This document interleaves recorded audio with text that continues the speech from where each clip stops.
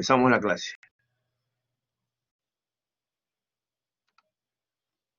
Vamos a hablar hoy día sobre tumores infratentoriales, llamados también tumores de la fosa posterior.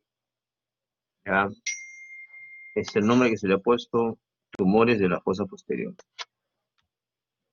Bien, los tumores infratentoriales en la población humana representan aproximadamente un 48% del total de tumores, más o menos. O sea, son bien frecuentes en los niños y aparecen de manera esporádica. ¿Cuál es su característica? La primera, obstruyen la circulación del líquido cefalorraquídeo, lo cual va a traer por consiguiente dilatación ventricular. Obviamente, eso se acompaña de signos de hipertensión endocraniana. Y paralelamente a eso, la masa que crece en la fosa posterior, puede ser que esté en el cerebelo, en el tejido cerebeloso, o puede que esté en el tronco cerebral, o puede que esté también comprometiendo en su crecimiento a los nervios craneales. Entonces tenemos que en los tumores de fosa posterior tenemos que averiguar el compromiso de pares craneales, el compromiso del tronco cerebral, el compromiso del parénquima cerebeloso. Son los únicos componentes que existen, ¿no?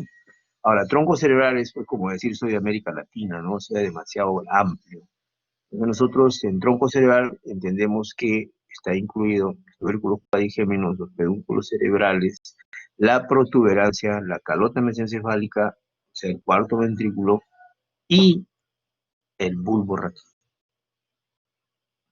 Entonces, tumores infratentoriales estarían todas las estructuras del sistema nervioso central que están entre la cisura tentorial, la incisura del tentorio, ¿no? Y el foramen magno. Entonces, ese sería el corte. De ahí para abajo ya es médula y para arriba es cerebro. Supratentorial, ¿de acuerdo? Por otro lado, el pronóstico también va a depender de la naturaleza del tumor, de su localización y del momento en que se realice el diagnóstico. Eso es importante. Una cosa es encontrar un tumor de 5 milímetros, digamos, dentro del glúteo activo interno, ¿no? O sea, intracanalicular, como se llama, tumor dentro del hiato, de la salida de los nervios del agujero rasgado posterior, un tumor pequeñito, una cosa es un tumor de esa naturaleza, 4 o 5 milímetros, y otra cosa muy diferente es un megatumor, como a veces nos llega de provincias, un tumor de un paciente que tiene pues un ángulo punto cero brutal, o un tumor de cuarto ventrículo también grosero, grandazo. Entonces, depende de eso el momento que se hace para ver el pronóstico de ese paciente. En cuanto a la anatomía del tronco de la fosa posterior, como bien se sabe ya, la fosa posterior tiene que inferior, sería el agujero occipital, el hueso occipital, ¿no? A los lados tiene los peñascos, y hacia arriba la incisura, el techo del tentorio, o sea, la dura madre que forma el tentorio. Entonces, tiene agujeros por donde pasan los nervios craneales. Por los costados tiene el agujero yugular, el tracto auditivo interno, el conducto del hipogloso para el 12, y hacia adelante, en la zona ventral, tiene el clivus. ¿Ya? Entonces, todos estos tumores, todos estos, digamos, hitos anatómicos, ven la posición de nosotros. En la cara posterior tenemos el surco del seno transverso, donde se implanta la dura madre de la tienda, ¿no? Y también tenemos la cresta occipital interna que divide al hemisferio cerebeloso derecho del izquierdo. Asimismo, la dura madre hace lo que se llama, pues, techo, la tienda del cerebelo. Ustedes lo ven acá, pura dura madre. Ese sería el hiato por donde transcurre el tronco encefálico. Es la incisura del tentorio, el agujero del tentorio. Entonces, todo lo que está por encima de la tienda del cerebelo es supratentorial. Tentorio cerebelo. Infratentorial lo que está por debajo de la tienda del cerebelo. Está la escotadura y hacia abajo el agujero magno. Todo el contenido que está aquí donde señalo con el puntero sería infratentorial. Y lo de arriba supratentorial, que tiene una disposición muy particular, como ustedes ven. Tiene la tienda del cerebelo, donde está, digamos, echada o se apoya todo el lóbulo temporal, acá. Y en la parte posterior del lóbulo occipital. Y en la línea media también existe la hoz del cerebro. La hoz del cerebro, la falsa del cerebro, la hoz del cerebro que va desde la apófisis cristagali hasta la parte posterior. Y divide en dos, hemisferio cerebeloso, hemisferio izquierdo derecho, a través de la tienda del cerebro. Y de la hoz del cerebro. Y algo más, quiero que vean ustedes que la hoz del cerebro en la parte anterior es más delgada que en la parte posterior. Miren ustedes, especialmente en la parte posterior. Casi es el triple. El triple. Entonces, las cirugías en la fosa posterior, en la parte posterior, supratentoriales, tienen este problema.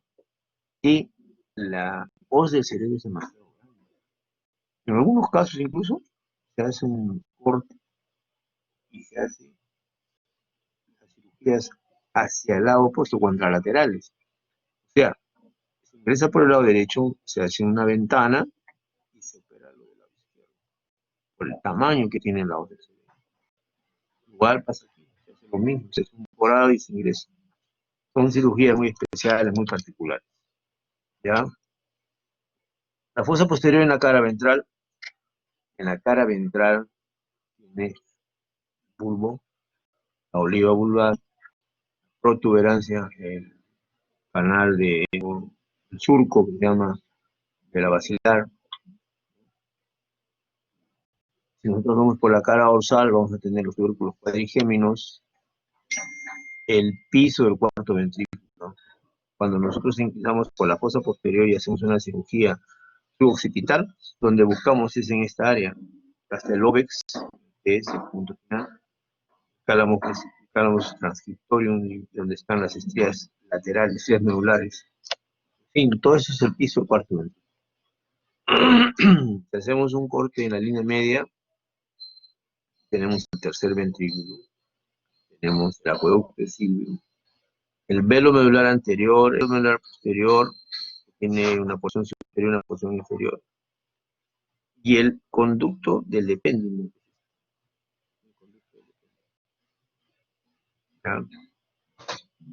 Entonces es la estructura normal. Bien, vamos a hablar ahora de la fosa posterior dividiendo a los tumores en dos cosas, tumores extraxiales y tumores intraxiales. ¿Qué significa extraxial? Axial significa el tejido propio, el tejido, digamos, más conspicuo, ¿ya? El tejido del sistema nervioso central. ¿Y pues eso? Neurona, astrocito, y algunas células que después se van diferenciando y formando tumores, ¿ya? Entonces, esos son intraxiales. Extraxiales, extra, o sea, fuera, son las cubiertas.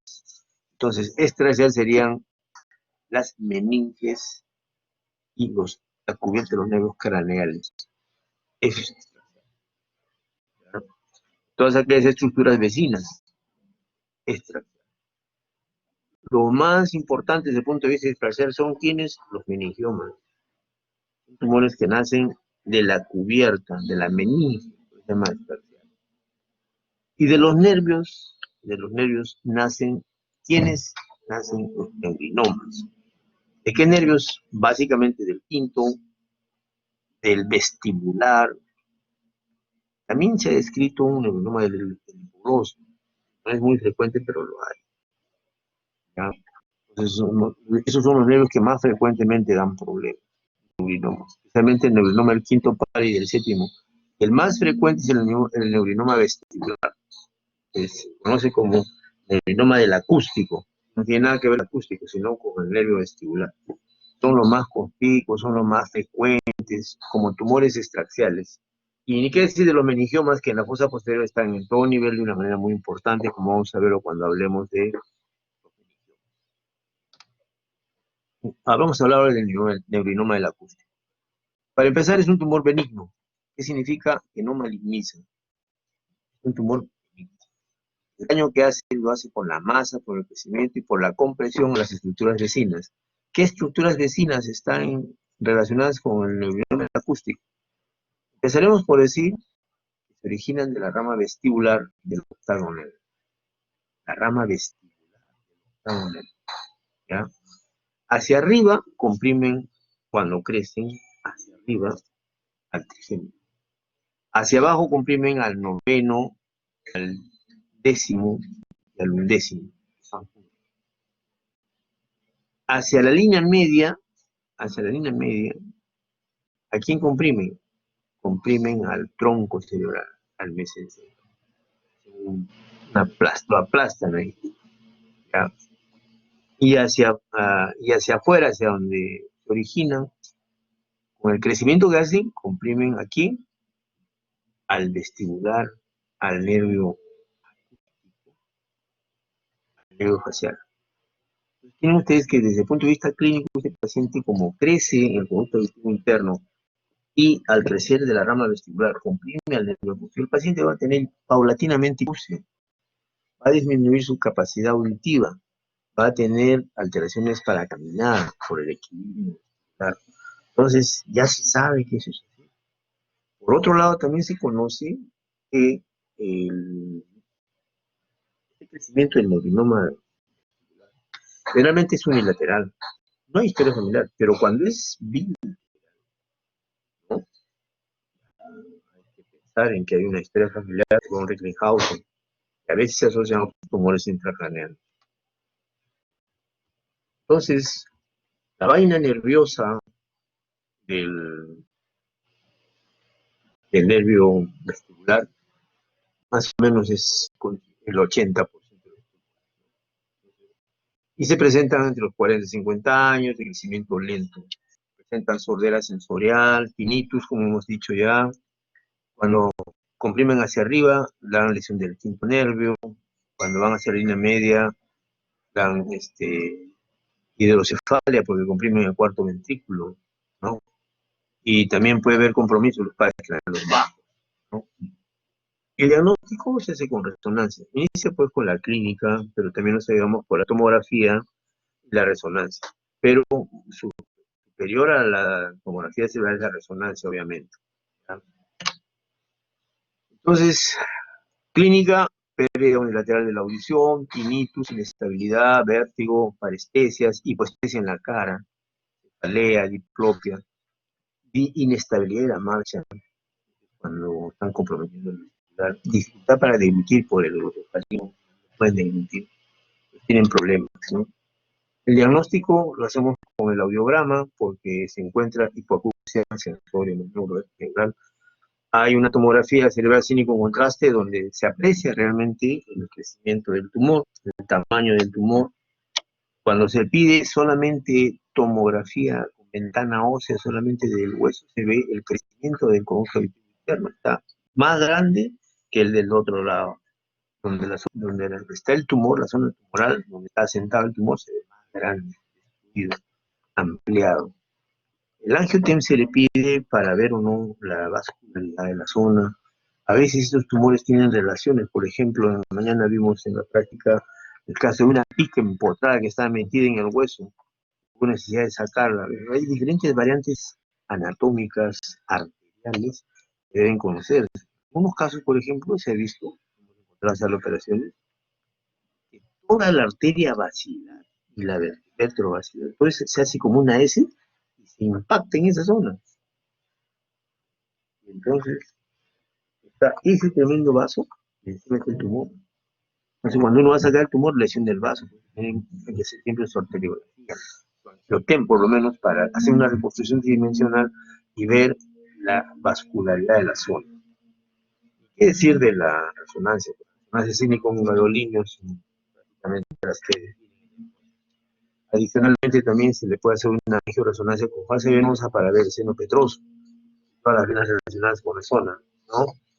También se le hace pruebas vestibulares para ver el compromiso del nervio vestibular y los potenciales evocados que van a dar una idea pues adecuada de la presión que hace sobre el tratamiento. Se plantean tres opciones. La primera es la observación, porque hay una historia larga de síntomas auditivos en cualquier edad. Hay ancianos que tienen síntomas leves, entonces se observa. A veces es un hallazgo incidental, es un incidentaloma. O sea, no es que realmente tenga el tumor, sino que se encuentra el tumor cuando uno lo hace por otra razón. Y luego también pues es la decisión del paciente para discutir qué opción terapéutica tiene. O sea, realmente la primera pauta. Hay muchos pacientes que están con observación en binomio acústico. ¿Y qué controles se hacen? Se hacen resonancia anual con audiogramas. Se van viendo cómo van paulatinamente perdiendo la audición. Curiosamente, algunos casos crecen y otros no. Incluso hay unos que involucionan, peor todavía. Ya crece más, siembra más duro. Porque, por ejemplo, el año pasado vino, se hizo su resonancia y el médico la mide, la resonancia, el experto en resonancia la mide y pone por decirles, ¿no? Tumor intracanalicular de más o menos 12 milímetros. Es chiquitito, 12 milímetros es como un payarcito, como un frijolito. El control de este año, pues, el tumor que se mide 10 milímetros. Ya disminuyó 2 milímetros. ¿Y cómo le va a decir que supere, no? No, pues no se puede. El paciente también tiene derecho a saber y conocer. Y hay unos que tienen todas sus medidas de año por año. Dicen, por ejemplo, en el año 2016 medía 14, 2017 medía 15, 2018 a medido 2018, ¿vale? 18 milímetros. En 2019 ha medido 15. Entonces, eso lo sorprende al paciente, ¿no? ¿No? Entonces, eso hay que tener en cuenta. Hay pacientes que son muy obsesivos y lo que se les dice pues siempre para tranquilizarlos es que hagan la resonancia en el mismo lugar que he hecho, con la misma máquina y si pudieran con el mismo técnico también. Muchos lo hacen, ¿no? Con el mismo técnico que les ha hecho la resonancia porque me ando vuelve así. ¿Aló, me escucharon? Sí, doctor. Sí, doctor. Sí, doctor. Ok, gracias, gracias. La segunda opción terapéutica, aparte de la observación, es la radiación y la radiocirugía. ¿Qué significa eso? Muy pequeño, vamos, un paciente de 89 años, por decirlo. Tienes un neurinomita ahí de 10 milímetros o 8 milímetros. En esos casos, muchas veces se plantea hacer la radiocirugía con gamma knife. La idea de la radiocirugía, como es tan chiquito, actúa el rayo. Y al actuar el rayo, ¿qué hace?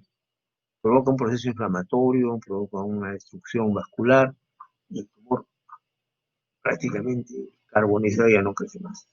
Ahí queda. El gamma knife se está aplicando en algunos casos, pero tienen que estudiarse cada caso y hacer una junta médica para evaluar cada persona. O sea, nunca olviden ustedes, en medicina nosotros no podemos hablar de recetas para todos. No hablamos de las enfermedades son para estudiarlas, conocerlas, pero con quienes tratamos es con enfermos. Este es un enfermo, que nunca se les ocurra agarrar a un paciente y meterlo para que lo que es mi enfermedad. No, no, de ninguna manera. No es así. Nosotros los médicos no tratamos enfermedades, sino personas, pacientes, seres humanos, con todos sus problemas. Puede haber ocurrido también de que este señor haya sido operado hace 5 o 6 años. Tenía, por decirlo, 5 años, ahora tiene 82 años. Ven ustedes que empezó a crecer. Una fecha se puso de moda y nosotros lo hemos hecho, ¿no? Cuando el neurinoma era muy grande, el paciente tenía pues más de 80 años, ¿no? ¿Qué hacíamos? Solo sacábamos el corazón y dejamos la cáscara, lo más pelado posible. La cáscara prácticamente dejamos una telita, el resto lo sacamos suavemente, poco a poco, hasta dejar solamente la telita, bien peladita la tela. Y nosotros teníamos la idea de que el astanza de ese parénquima cerebral, al empezar a retomar su sitio, porque ya no había tumor, entonces lo arruga, lo aplasta y lo aplana. Y efectivamente en algunos casos hemos visto que la cáscara se ha aplanado ahí, pero queda, pues no queda con una cascarita aplanada ahí. Pero con el tiempo se puede crecer. Entonces hay una residencia. No hace sus estudios y dice, mira, ha vuelto a crecer. El señor ahora tiene 85 años. Y el tumor es chiquito, lo demás está en su sitio. A ese pedacito de recesión subductal se le pega una quemadura con Tamanay. Realmente nadie se va a molestar. Se hace. Pero si tuviera, por decirle, ese paciente 45, 30 años, con seguridad eso no le va a convenir. Pues, que se aconseja, sáquelo todo para curarse, ya no tener más problemas. Cambia. La decisión va cambiando de acuerdo a cada paciente.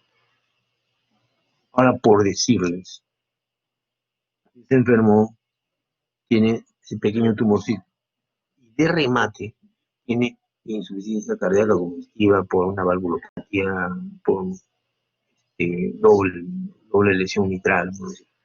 Mira, doble lesión mitral.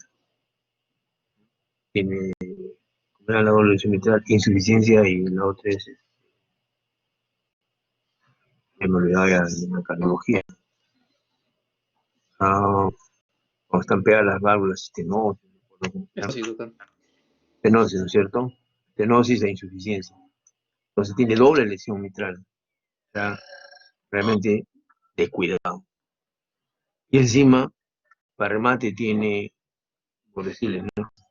Una insuficiencia renal, digamos, en sus inicios, tiene una creatinina de 2.7, no está en etapa de entrar a diálisis, pero tiene eso. Y para colmo, tiene plaquetopenia porque por alguna razón es una enfermedad tipo lupus, variante del lupus. Entonces, tiene todo. ¿Qué objeto tiene exponerlo a una cirugía tan grande, tiene tantos problemas? En esos casos uno dice, bueno, lo más prudente, pensando en el enfermo, es aplicarle radiocirugía porque es un pequeño tumor. ¿Entienden? Entonces, uno siempre tiene que aprender a usar la prudencia. Por lo menos en cirugía, lo que nos han enseñado los caballeros, las personas que nos han educado a nosotros, que médicos ya tenemos algunos años de médico, tengo 40 años de médico, imagínense ustedes, de neurocirujano 36 años de médico cirujano, de neurocirujano. Entonces nos han enseñado que en neurocirugía, cuando uno mira unas operaciones, ¿no? Aprende a mirar en 6 meses. Pues aprende a operar en 3 años. Ya sale muy bien operando. Aprende. Pero toda su vida tiene que aprender cuándo no operar. ¿Me entienden? Cuándo no operar. O sea, cuándo no exponer a un enfermo innecesariamente a un riesgo. Eso es lo más difícil. Se aprende con errores ajenos, errores propios, caídas de muelas, burradas que uno comete, tener siempre una autocrítica severa para reaccionar y decir, no, no vuelve a pasar. Una vez lo vi, a fulano, y no me pasa a mí. Pero ¿por qué esa decisión? ¿Por qué? Porque ya pasó, pues uno aprende los errores, ¿no? Sería, no sé, fuera de foco repetir el mismo error. Obviamente también hay que tomar en consideración la decisión del paciente. El paciente escucha todo lo que usted le dice, también tiene su propio juicio y va a decir, doctor, ¿sabe qué? no estoy de acuerdo en que me opere. Yo sinceramente quisiera que me ofrezca, por lo menos intentaré el Gamma Knife, la radiocirugía. Si vuelve a crecer ya ni modo, me pongo en sus manos, pero mientras tanto no. Que gana 5 o 6 años, el señor vive con su calidad de vida muy bien.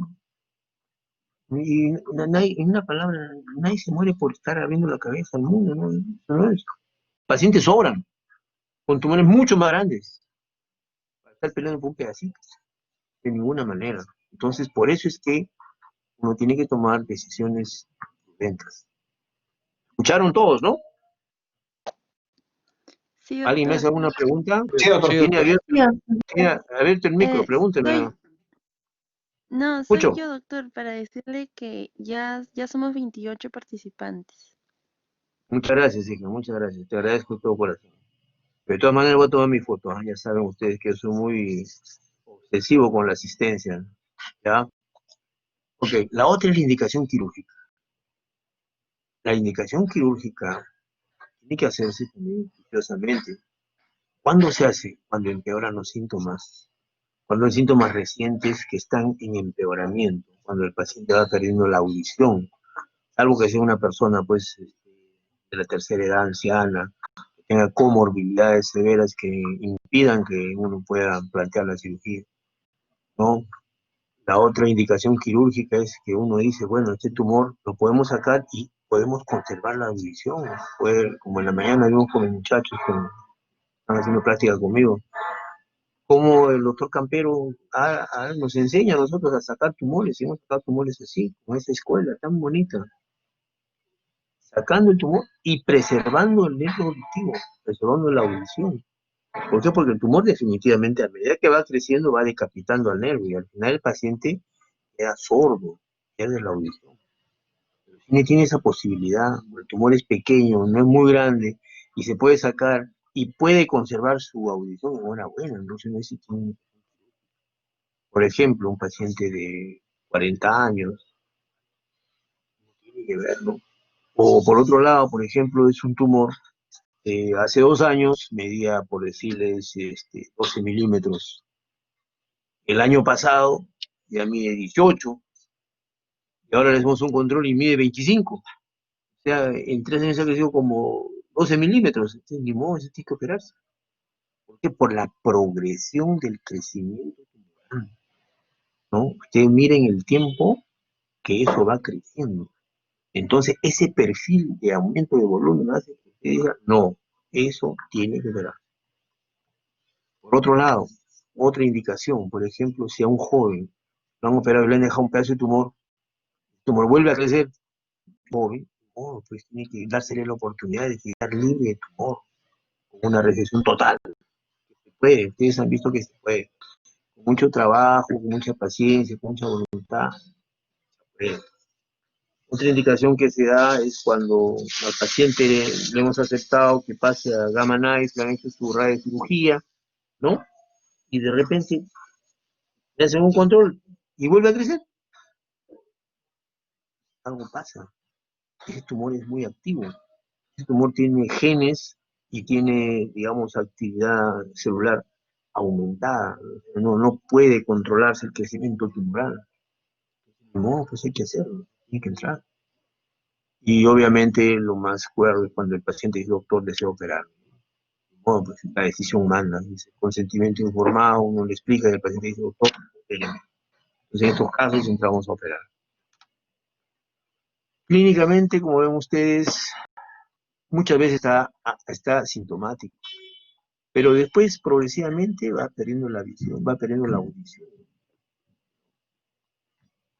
Entonces, tenemos el cuadro clínico muy característico de hipertensión endocraniana. Y cuando comprime el cuarto ventrículo, ya el paciente mucho más. Nunca se olviden en los tumores de fosa posterior, en general, no solamente con el neurinoma, el acústico, en general, siempre pedir, no se olviden nunca, siempre, así se llene siempre papiledema, o sea, pedir fondo de ojo, clave. haces en un fondo de ojo y hay papiledema, ahí hay tumor, ahí hay cangrejo, hay que hacer algo, hay que actuar, no hay otra opción, ¿ya? Bien.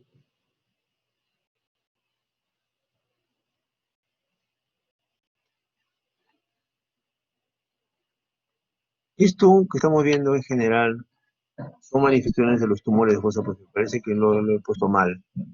Pero los tumores de fosa posterior clínicamente tienen este problema.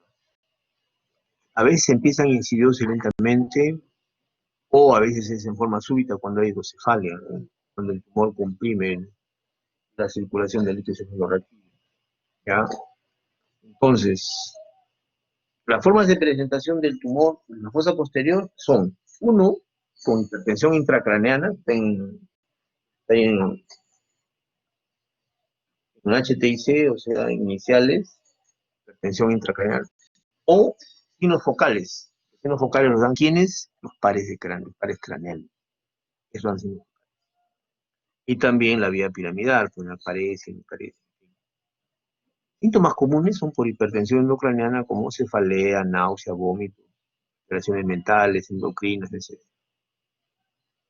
La hipertensión intracraneal puede ser por hidrocefalia, se manifiesta por cefalea, vómitos, diplopia, pupila.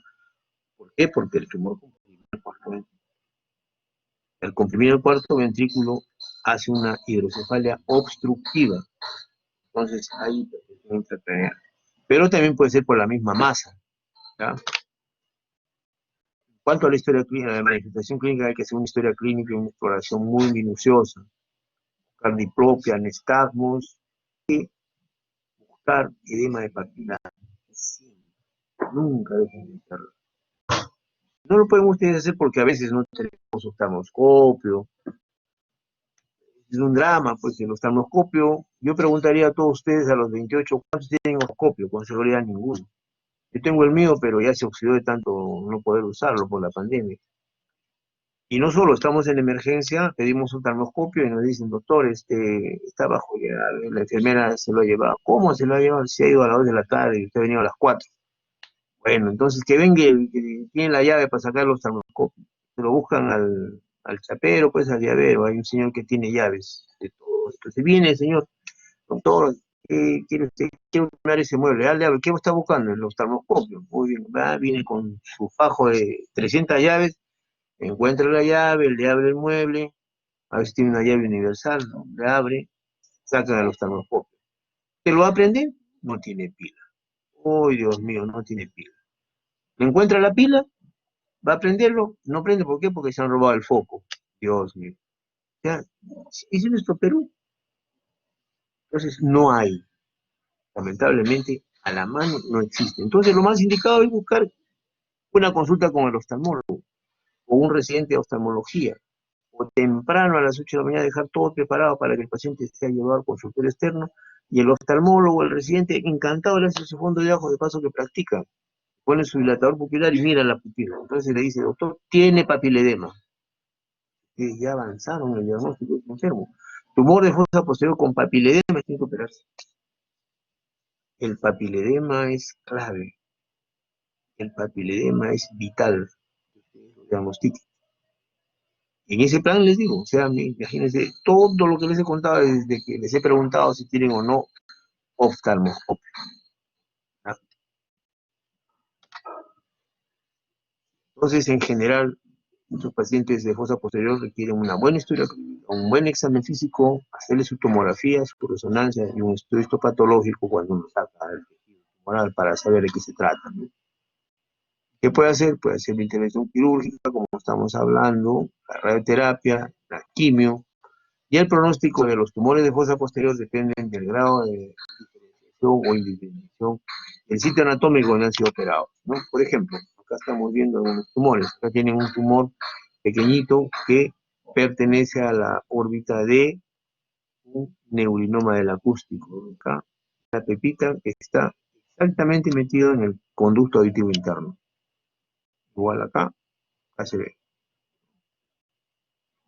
Vamos a hablar ahora de otro tumor diferente, que también es extraxial, diferente a nuestro neurinoma, mal dicho, del acústico.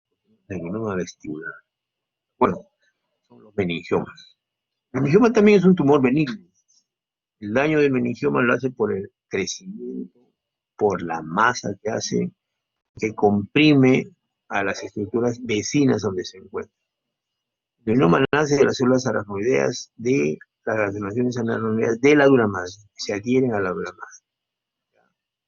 Aumenta con la edad, con los años que uno va teniendo, aumenta la posibilidad. Es más frecuente en mujeres que en varones, le atribuyen a eso un aspecto hormonal. ¿Ya? Existen factores genéticos también para tener el meningioma. Ya hay personas que tienen tendencia genética y la irradiación también. Recuerdo mucho en los años 80 cuando empecé la residencia,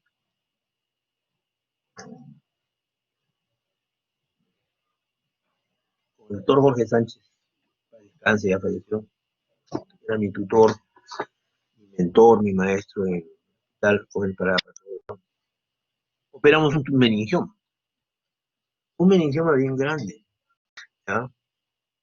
Y ese meningioma, ¿a quién se le ocurriría indicarle que le hagan radioterapia? En el año 80, la radioterapia era con bomba de cobalto. No es como ahora con gamma knife, o con acelerado lineal, o con radiación, no ocurre ahorita, pero es parcializada, centralizada, fraccionada, ¿no? Fraccionada. No, era con bomba de cobalto. Era una quemadura total. Sálvese quien pueda. Entraba la bomba de cobalto y salía la radiación, como llamamos ahora en forma sarcástica, era en ducha. O sea, le caía el agua por todos lados. Ahora no, ahora es por un rayo que da, digamos, 3 o 4 milímetros de circunferencia pequeñita y ahí le quema. Por eso es que está enfocada la gamma knife, focalizada, con una cinta ahí, ¡pac! Con un puntero láser, más o menos como un puntero láser. ¿De acuerdo? En esa época no, muy hemorragia. Entonces le dieron al señor radiación por su meningioma. Muy bien. Para el año 83, que estábamos en emergencia, llega un paciente y el doctor se acuerda. Yo lo conozco, dijo. Se le conversa y le cuenta que hacía un año había terminado sus baños de cobalto. Y después de un año, en esa fecha hacíamos tomografía, no teníamos tomógrafo en el hospital, teníamos que ir pues en esta época estaba en Guardia Civil, había un lugar para hacer tomógrafo, también había otro acá por la FAP, por acá por Campo de Marte, no me acuerdo. Habían 3 lugares para hacer tomografía, ¿no? Otro Villanueva Meyer, había uno famoso, digamos, ahí tomografía. Tenían su tomógrafo particular y daban servicio al hospital. Bueno, yo llevé al paciente para la tomografía y cuando viene con la placa, lo que me enseña. El meningioma había crecido brutalmente, de hecho maligno, la radiación. Justamente lo que le señaló, la irradiación, en esa época la bomba de cobalto, provocó que creciera de una forma brutal. En esa época nunca vimos el meningioma se malignizar, algo que se debe a eso. Entonces, el meningioma es benigno, no es infiltrante. El meningioma hace daño por la compresión, ¿ya? Y como dice acá, la gran mayoría son grado 1 de la OMS. Pero este concepto tienen que revisarlo. Probablemente en un par de años ya no sea así. Una de las personas que en el mundo más ha operado meningiomas es el doctor Osama Al-Mefti, un neurocirujano egipcio, pero nacionalizado americano, ahora es americano, él trabaja en Estados Unidos, trabaja muchos años, un doctor excelente tipo, Osama Al-Mefti. Ha estado acá en el Perú también, ha venido acá, ha estado con nosotros, una dama, un caballero, muy noble, quiere mucho a los jóvenes, a los cirujanos jóvenes, toda su vida es enseñar, Osama Al-Mefti. Entonces él tiene 3 libros sobre meningiomas, exclusivamente sobre meningiomas. Tiene meningioma 1, meningioma 2, tiene controversias en meningiomas. Tengo sus libros, soy seguidor de su manera de ser y pensar. Entonces, el doctor Osama Al-Mefti ahora ahora que estamos en cuarentena, hay bastante información extranjera, hay bastantes webinars, bastantes reuniones. Hace una semana ha estado Osama Almestre en una reunión con brasileños y ha hablado sobre el meningioma. ¿Qué dice de nuevo sobre el meningioma? Algo que hemos encontrado nosotros. Según el meningioma maligno, el grado 3, se llama grado 3, era rarísimo. Nosotros hemos encontrado hace 2 años 5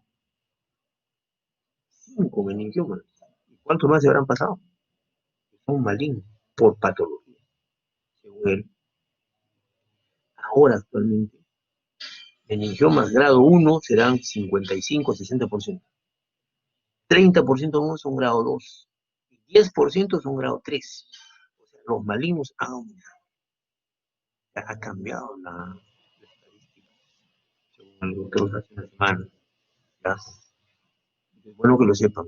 Pero, obviamente, como un conocimiento general, los meningiomas en su mayoría son grado 1, benignos, totalmente benignos, pero hay un grupo que está en el grado maligno. Ahora, en cuanto al riesgo, obviamente el meningioma tiene más riesgo en la fosa posterior que en la región supratentorial, porque en la fosa posterior el meningioma comprime el tronco cerebral, en la fosa posterior comprimen los nervios aquí, los nervios craneanos, entonces la posibilidad de daño es mucho mayor. A diferencia en el supratentorial, donde son corticales, subcorticales, son yuxta, entonces más es por compresión, y entonces nosotros sacamos eso pues, prácticamente todo. En cambio, abajo el problema es más grave. En la fosa posterior requiere abordajes especiales y requiere que el neurocirujano tenga conocimiento de una subespecialidad muy importante que se llama la cirugía de base de cráneo. Es una cosa totalmente diferente a todo lo que ustedes imaginan. Un abordaje distinto, tenía cirugías diferentes. ¿Ya? De todos modos, lo que se plantea en el meningioma es que se haga la resección total, la resección completa, que no quede nada. Porque no, si no se hace eso, el meningioma recidiva, o sea, vuelve a crecer. Entonces, los meningiomas de fosa posterior, por ejemplo, se clasifican en subgrupos. Por ejemplo, hay un grupo que se llama esfenoclival, petroclival y petroposterolaterales. Todos están relacionados con la unión del hueso esfenoide, el clivus y la punta del petroso. Entonces, el clivus tiene mucho que ver ahí. Y ahí pues están encajonados todos los nervios craneales y la ventral y la vaginar. Los otros son los petroclivales y el ángulo pontocerebeloso, que tienen más riesgo quirúrgico todavía. Están el séptimo, el octavo, el quinto, el noveno. Hay problemas. ¿Ya? ¿Cómo se hace el diagnóstico de un meningioma con resonancia? Tiene más densidad que un neurinoma. Tienen ustedes meningioma, tienen ustedes este meningioma. Si este es el peñasco, ustedes como acá, el meningioma llega hasta el clivus, que está acá en la región anterior del clivus, en la parte posterior del hueso peñasco. ¿Cómo comprime a la región anterior del tronco cerebral? Hay una compresión extrínseca y hacia arriba ingresa hasta la fosa temporal. Es un tumor, lo que se llama el reloj de arena. Acá está el hoyo por donde el hiato, por donde ingresa, y hace acá una prolongación en el lóbulo temporal y otra hacia abajo en la fosa posterior. Es un tumor complejo. Y de esos vienen más grandes todavía, vienen de provincias. Son tumores demasiado gigantes. ¿Ya? Acá en esta imagen, yo les quiero mostrar a ustedes lo que está hecho muy interesante. Un collage de todos los meningiomas que ha habido y por haber. Miren ustedes los tamaños. Este es un meningioma clival. Este es un meningioma petroclival. Miren, tremendo meningioma, cómo comprime el cerebro, el tronco cerebral. Acá este es otro. Prácticamente ya no hay tronco cerebral, no ha aplastado el tronco cerebral. Tremendo tumor. Este es un tumor chiquitito, pues, ¿no? Comparado con nosotros. Miren usted este tumor acá. Prácticamente todo el clivo está tomado. Ya no hay ahí. ¿Se dan cuenta? Entonces, para que vean ustedes todas las localizaciones posibles de tumores meningiomatosos en la fosa posterior. Miren acá. Este meningioma es del tentorio, pero miren cómo ha crecido de tal forma que está aplastando al tronco. Así, ya no hay cerebro. Son así tumores gigantescas. Son tumores gigantescas. Ven ustedes este. Acá en Perú tenemos lo mismo. Miren, tremendo. Tremendos tumores brutales. ¿Ah? Bien, ahora vamos a hablar de tumores intraciales. Lo que hemos visto anterior, son todo un reto, todo es un desafío para el cirujano para poder operar. Cada tumor esto requiere un abordaje especial. Puede ser un abordaje subtemporal, puede ser un abordaje paralateral, puede ser un paralateral, o sea, lateral lejano, ¿no? Paralateral, lo más externo posible. Puede ser un seno, puede ser una orbitocigomática, una cráneo orbitocigomática. Todos los abordajes que se han inventado y que se están diseñando para hacer la cirugía más amigable. Son tumores muy extensos. Vamos a los tumores intraxiales. Son diferentes a los tumores extraxiales que hemos visto. Intraxial, ¿qué significa? Intraxial significa que pertenece al mismo tejido cerebral, no a las cubiertas, sino al tejido mismo. Dentro de los intraxiales tenemos, obviamente, en primer lugar, al neuroblastoma. El neuroblastoma es un tumor intraxial por excelencia. El neuroblastoma es un tumor muy frecuente en la fosa posterior, es muy frecuente en los niños, puede ocurrir a cualquier edad, pero básicamente es un tumor pediátrico, pero también hay en adultos, ojo, no se olviden, también hay en adultos. Se ve mucho en niños, pero también hay en adultos. El neuroblastoma ocurre en niños, es muy común en niños, casi el 40% de las tumoraciones de fosa posterior. ¿Dónde nace? ¿Dónde nace? Vermicerebeloso. ¿Dónde nace? Vermicerebeloso. ¿Dónde nace? Vermicerebeloso. Por favor, vermicerebeloso. Velo medular anterior del vermicerebeloso. Allí nace el neuroblastoma. Cuando crece, llena el cuarto ventrículo, incluso puede llegar hasta canal espinal, pero nace en el velo medular anterior del vermicerebeloso. Es de un alto grado de agresividad, eso no se olvide, muy agresivo, ¿ya? En la tomografía puede ser isodenso, ¿no? Con gran edema. Hace hidrocefalia con mucha frecuencia. Entonces, en los niños hay ventrículo megalio. El tratamiento, ¿cuál es? Sacar todo el tumor. Todo el tumor. Al sacar todo el tumor, se restablece la circulación del líquido cefalorraquídeo. La idea es esa, disminuir o evitar la hidrocefalia. Obviamente, después de la cirugía, tenemos que usar necesariamente radioterapia y quimioterapia. Hay que hacerlo, no hay ninguna otra opción. Hay que hacerlo. Tenemos que es un neuroblastoma, está obstruyendo el cuarto ventrículo, ya está dilatando los cuernos temporales, ya está en el neuroblastoma, un tumor muy agresivo. Este neuroblastoma es un tumor sólido, color púrpura, friable, ¿no? Iban del techo cuarto ventrículo, del velo medular anterior, iban de vermicerebeloso, esa es la zona, ¿ya? En los adultos, generalmente se localizan en los hemisferios cerebelosos, y el tipo se llama desmoplástico, en los niños de otra forma. En general, este tumor pertenece al vermicerebeloso, ¿ya? El 20% de los tumores de fosa posterior tipo neuroblastoma es el desmoplástico. Es muy duro, tiene buen plano de clivaje, o sea, se puede sacar. ¿Qué clínica da? La clínica de hipertensión endocrinal, que la conoce. Cefalia, hipertensión endocraniana, cefalea matinal, pronto vómitos en proyectil, o sea, vómito meningio, vómito sin náusea.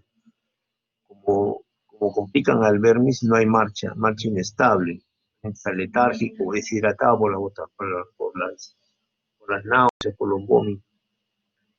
Nunca falta de papila, pero tienen que pedir siempre su fondo de ojo en papila.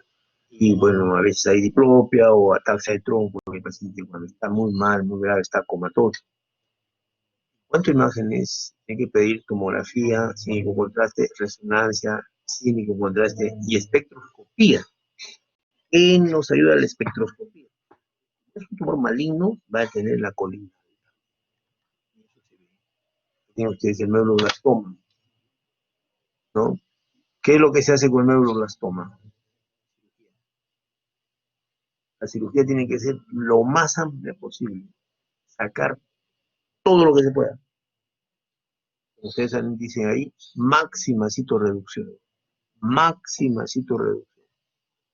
¿Para qué?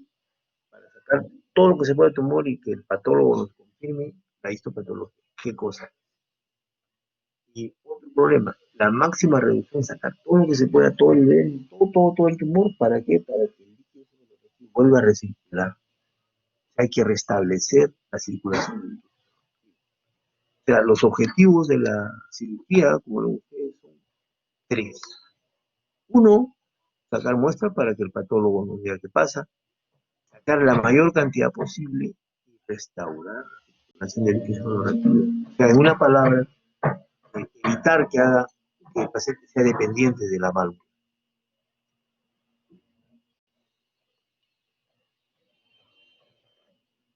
Por otro lado, inmediatamente hacemos radioterapia. La radioterapia la hacemos en la fosa posterior y algo más. Holo, todo. Holo craneal y médula espinal. ¿Por qué? Porque este tumor tiene una fea costumbre. Se alimenta. O sea, digamos como que se desplaza de la fosa posterior y sigue el líquido cefalorraquídeo y va volando, va bajando, ahí, aterrizando ahí como una malagua hasta el fondo, la región dorsal, lumbar, fondo de saco. Crece, o sea, hace metástasis a la fosa posterior, a la médula espinal. Pues cuando se da radioterapia, hay que hacerle radioterapia polo, o sea, cráneo cervical. Ese es el punto. Y cuando estudian ustedes un neuroblastoma, no solamente el cerebelo, también el rachis. Ustedes están tranquilos, confiados en que solamente está arriba y sacan lo de arriba y aquí abajo tiene un pedazo de tumor. Y ese error lo hemos visto. Por eso es que pedimos que sea todo, todo el rachis. Radioterapia, polo,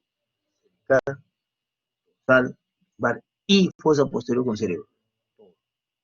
Cuando hacen los controles, todo. No solamente el cerebro. Fíjense de eso. ¿Ya? Hay una palabrita inventada por los oncólogos. Se llama, piden tomografía, tac-tap, así. Una tac-tap. Ahora está de moda hacer eso, ¿no? Es el inicial. ¿Sí o no, señores alumnos? ¿Saben eso o no? ¿Están conmigo? Pregunto. Sí, doctor. ¿Solo usted y los demás no dicen nada? Sí, sí, doctor. Está de moda, por ejemplo, decir, a ver, me van a seguir ustedes. Doctor, vengo a consultarle porque su médico me ha dicho que tengo un PEIC. Un PEIC. ¿Qué es PEIC? ¿Saben ustedes qué es PEIC? Falso, doctor. ¿Ah? Hable, Falso, por favor, doctor. ¿no? Fake. No. Fake es F-A-K-E, fake. No, PEIC, P-E-I-C, PEIC. ¿Saben qué es un PEIC, jóvenes? Se lo voy a decir. Proceso expansivo intracraneal. ¿Cómo le van a decir ustedes eso al familiar? Tengo un PEIC, tiene un PEIC, tiene un proceso expansivo intracraneal. Eso es entre nosotros, pues, ¿no? Pero ahora se acostumbra a hablar así, ¿no? El PEIC. Pues hay otra palabrita, HCA. ¿Qué sabrá la señora que tiene HCA? Hemorragia subaracnoidea para nosotros, pero Al pariente pues no le van a decir eso, tienen que hablarle en castellano, entendible, que entienda que es una hemorragia cerebral, que se le ha roto una vena, un vaso y se ha llenado de sangre, no HCA, ¿no? ¿Ahora qué es HCA? Igual con TAC-TAP, es una palabra oncológica, yo la trato con mucho sarcasmo. ¿Saben qué es TAC-TAP? ¿Casualidad alguien sabe? Tomografía tóraco-abdominopélvica. Exactamente, eso es TAC-TAP. O sea, usted es oncólogo, va a ser oncólogo, no creo, ¿no? Entonces, ¿qué hacen? Piden TAC-TAP y se olvidan del cerebro. Y se olvidan del cerebro. Imagínense ustedes, se olvidan del cerebro. Entonces, paciente que tiene cáncer de mama, le piden TAC-TAP, TAC-TAP, TAC-TAP. ¿Cuántas veces? 4 veces. Y nunca le olvidan del cerebro. Y viene con vómito, 3 años, y el tumor ya está más o menos como unos 2 años y medio de antigüedad. ¿Por qué no le pidió de cerebro ese señor? ¿Por qué se olvidó que el cáncer de mama tiene una alta cantidad de metástasis cerebrales? Eso no creo que les pase a ustedes. ¿Me entienden? ¿Me comprenden, por favor? Cuando tengan pulmón, mama, por favor, cerebro, tórax, abdomen, pelvis, no tap-tap. Sinceramente para mí es ofensivo para el enfermo. ¿Ya? ¿Ok? ¿Lo comprendieron, por favor? Respóndanme. Sí, doctor. Sí, doctor. Sí, doctor. Muchas gracias. La otra parte de la quimioterapia, del medulloblastoma es dar quimioterapia. ¿A quiénes se da quimioterapia cuando hay medulloblastoma? A los recidivantes, porque hay medulloblastomas que vuelven a crecer. Tenemos casos de neuroblastomas que nos acompañan por 6, 8 años, con 3, 4, 5 cirugías. Son un drama porque nosotros queremos darle calidad de vida. Nos operamos, reoperamos, le damos una cosa, le damos otra, y ahí estamos peleándola. Pues. Entonces, hay que darles, apoyarlos con quimioterapias. Y eso lo hace el oncólogo. El oncólogo que trabaja esa parte. Vamos a hablar ahora de otro tumor de fosa posterior muy frecuente que se llama astrocitoma. El astrocitoma es un tumor derivado del astrocito. El astrocitoma, más o menos en cerebelo, complica del 5 al 8%. Y en la fosa posterior, bien frecuente. Se plantea que es el único tumor intraxial curable, especialmente en niños, pero es curable en la medida que el cirujano entienda que tiene que hacer una resección radical total. RST, resección surgical total, algo así. Resección quirúrgica total, ¿no? Es la única forma, no hay otra. No hay otra. Total resection. Gross total resection. GTR. Gross total resection. O sea, grosera total resection. GTR. Gross total resection en inglés. No hay otra forma. Esa de la biopsita, sacar un pedacito, no tiene razón de ser. Olvídense de eso. Olvídense de eso. El enfermo necesita respeto por el futuro. Por lo menos necesita la oportunidad, y la oportunidad está en la cirugía. La cirugía le plantea eso. Cada vez hay mayores casos de estos síntomas. Han aumentado mucho en los últimos años. El cuadro clínico básicamente son convulsiones. El paciente viene con convulsiones cuando son jovencitos, 20 años, 30 años, vienen con convulsiones. No tenemos una norma, particularmente yo, y se las enseño a ustedes siempre que puedo. Miren, cualquier convulsión en mayores de 20 años, piensen ustedes que debe ser un tumor oculto hasta que demuestren lo contrario. Estudian una vez, 2 veces, al final lo encuentran. Algunos son muy interesantes los casos que vienen, por ejemplo, He tenido pacientes que me han contado que son vistos en forma particular en la clínica. ¿Y de qué? Le digo, ¿de qué lo toman? Bueno, yo tengo convulsiones, yo tengo convulsivan. Porque me he visto un colega y dice que tengo una manchita. Una manchita. Entonces, présteme sus placas, veo sus placas. ¿Qué manchita? La manchita es un astrocitoma de cerebelo. Un astrocitoma de cerebelo lo trata obviamente pues el neurólogo, el médico general, el metiche que no tiene nada que ver en eso.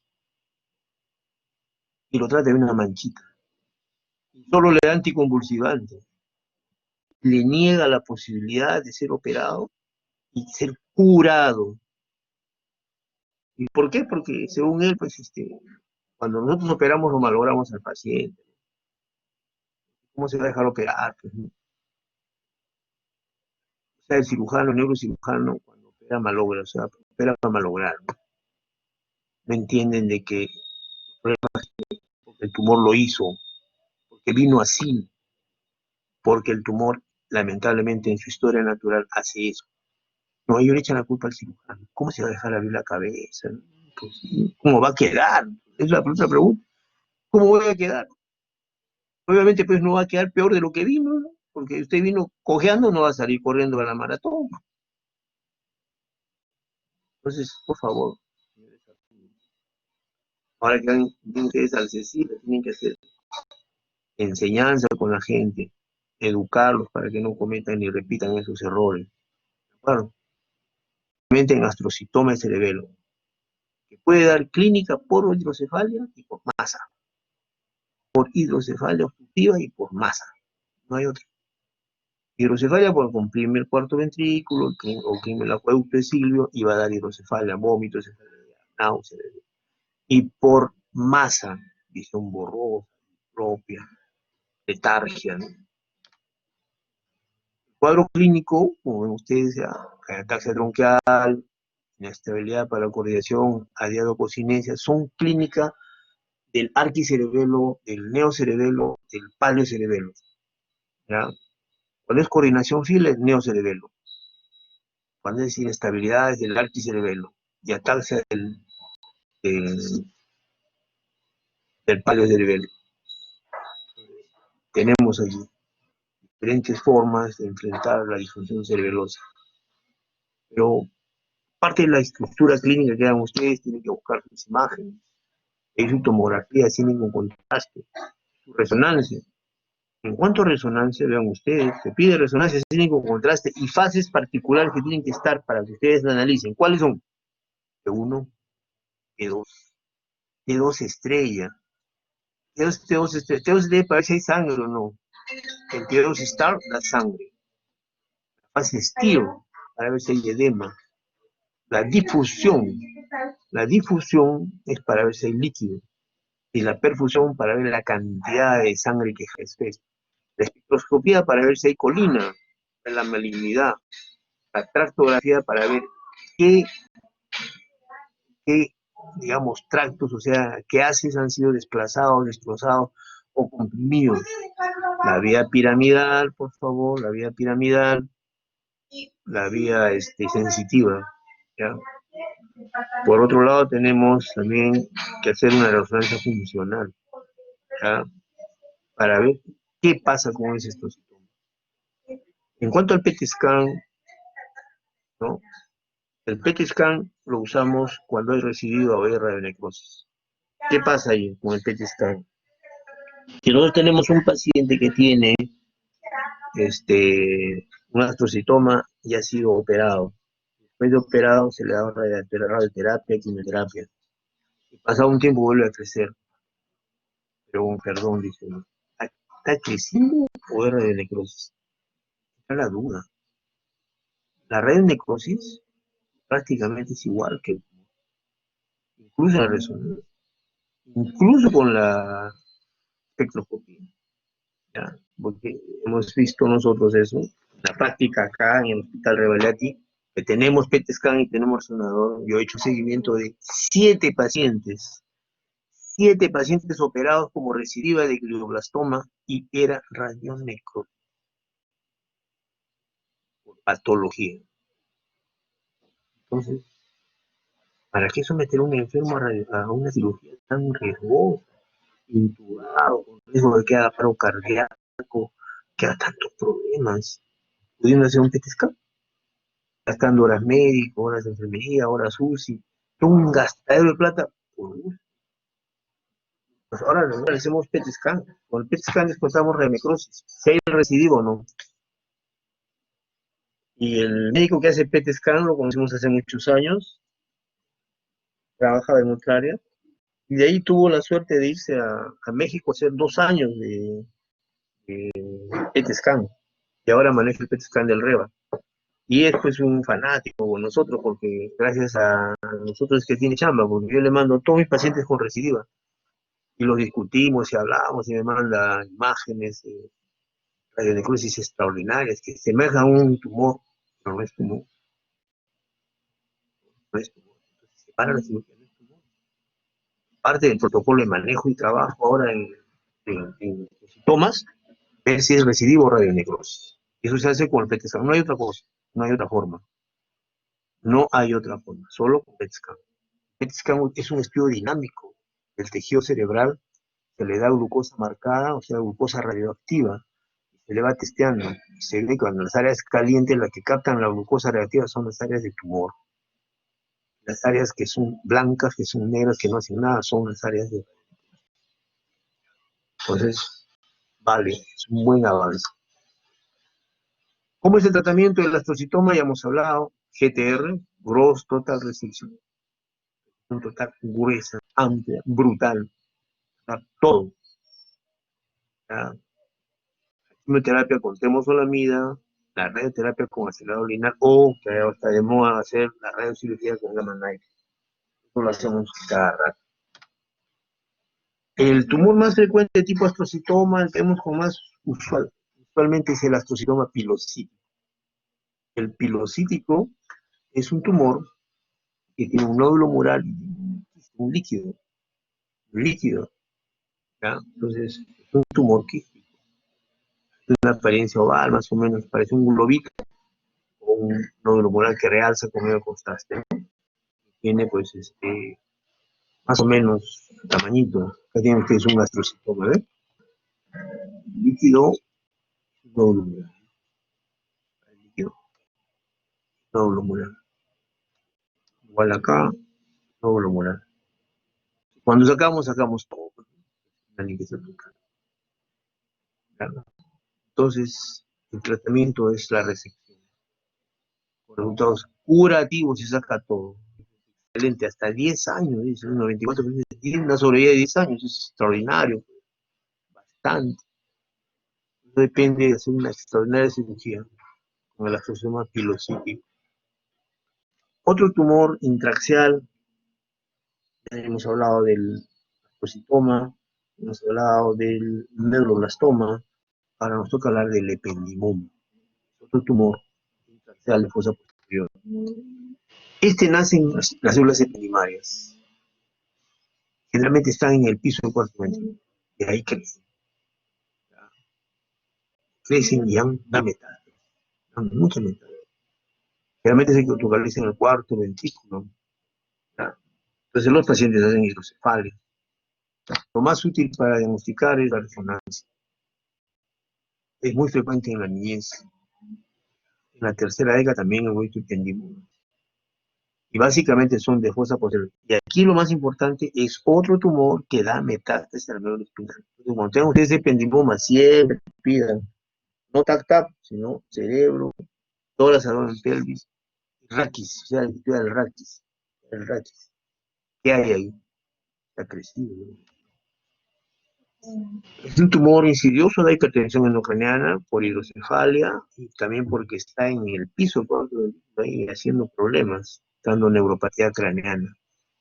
Diagnóstico, como ya lo saben, es en estos casos, tomografía, resonancia, espectroscopía. Este es un tremendo ependimoma, es pequeño y es tremendo, ¿no? Brutal, todo el piso está tomado. Miren ustedes el tamaño de esta criatura. ¿Qué edad creen que tiene? A ver, aproximadamente, denme edades. 7 años. Escucho, 7 años. Más o menos por ahí va. Sí, pues, es tumor infantil, pero miren ustedes la masa que tiene, la masa que tiene. En el último caso que hemos operado de ependimoma en adultos, ha sido una jovencita de 18 años, creo que tenía 17 años. Más o menos de ese tamaño, ¿eh? Más o menos de ese tamaño. No la querían operar, le pusieron válvula en emergencia y la idea era que la mamá se lo lleve. Y la chiquita en un arranque de, pues sí, de valentía y osadía se levanta de su camita y se acerca a la oficina donde estamos nosotros y nos pide que la operemos a la criatura. Entonces, se agarró en el cuarto y decía, te vamos a operar. Nadie quiere operarnos. Ya la vamos a operar. Estamos con Álvarez. Hablamos con la mamá. Tan buena suerte, créanme ustedes, con tan buena suerte, que había un plano de drenaje como una alfombra. O sea, uno retiraba, salía como una alfombra, se pelaba como una alfombra y salió todititito. No necesitó ni válvula. Las criaturas le sacaron todo el tumor. Muy bien, excelente fue. Muy bien. Entonces, ependimoma, el tratamiento es cirugía y radioterapia cráneo-espinal, ven ustedes, ¿eh? Cráneo-espinal. Pero lo que se trata es todo, sacarlo todo. Hay casos, por ejemplo, en los cuales esto está bien pegado. El plan con nosotros cuando entramos con esta criatura era sacar todo esto de acá, y acá dejar por lo menos una capita pues de 2 milímetros de grosor, ¿no? ¿Por qué? Porque acá está el piso cuarto ventrículo, están todos los núcleos de los nervios craneanos. Uno no puede impunemente romper todo esto. Bueno, nuestra idea era eso, pero cuando empezamos por acá, se peló como un tapiz, así, salió como una alfombra. O sea, no está comprometido en nada.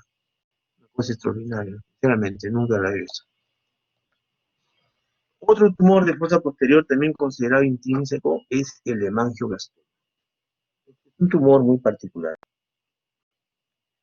El hemangioblastoma es un tumor que, desde el punto de vista patológico, ha sido considerado como hermano del meningioma y del hemangioperitoma. Con el paso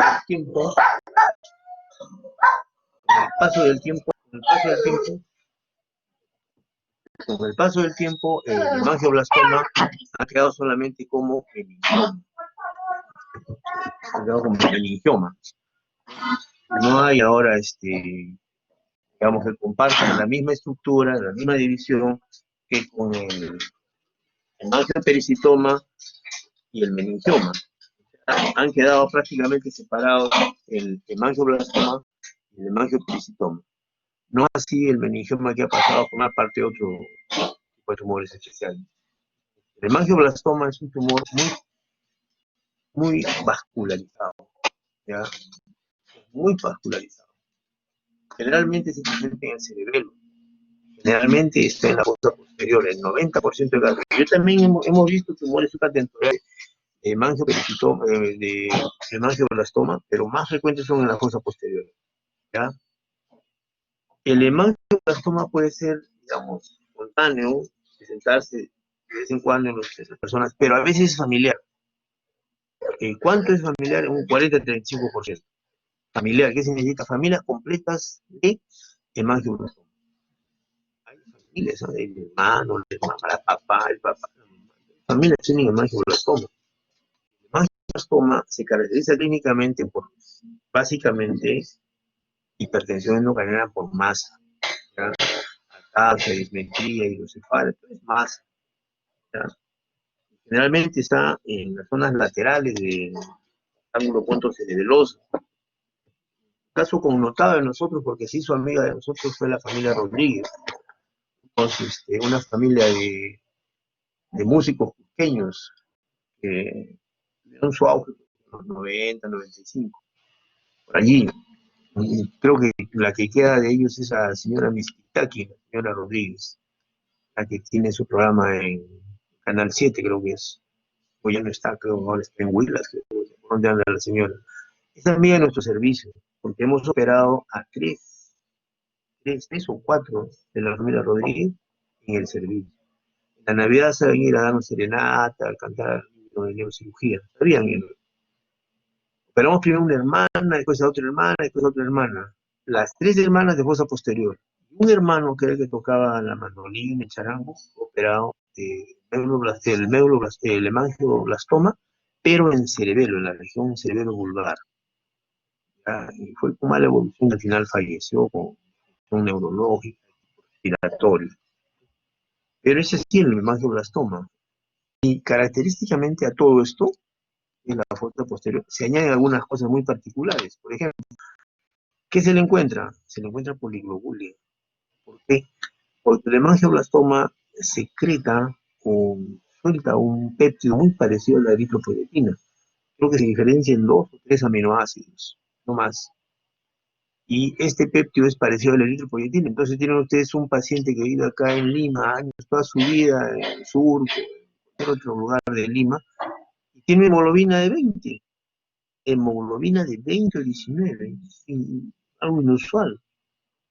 Y es por la eritropoyetina, la pseudoeritropoyetina que secreta ese tumor y hace que crezca la hemoglobina a ese nivel.